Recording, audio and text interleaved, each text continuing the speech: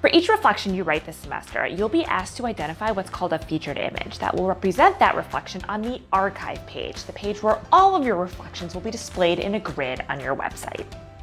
Each featured image in some way should represent the content of the reflection that it represents.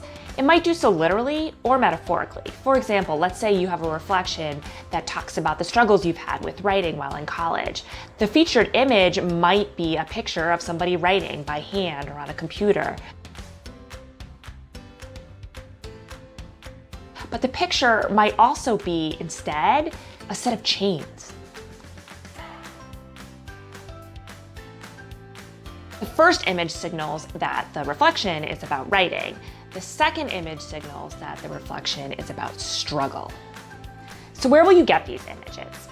Option 1, take your own photo of whatever you want to represent the content of each reflection. Option 2, choose images that you or your friends already have that capture the artifacts about which you speak in your reflections.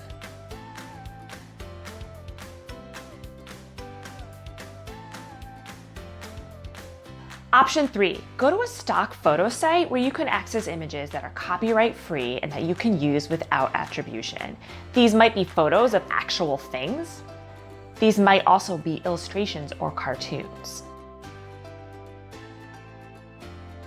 To add a featured image in WordPress, first go to the media library.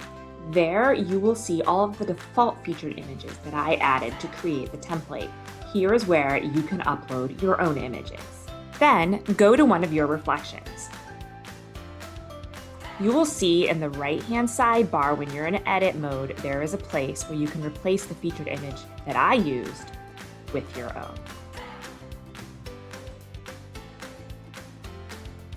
Try to be consistent across the 6 reflections and associated featured images.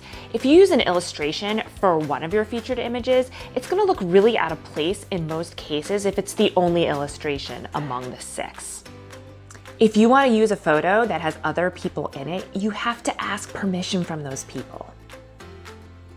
Similarly, do not use other people's or companies' photos unless you have permission to do so. For example, you can't use the logo from your favorite band or restaurant.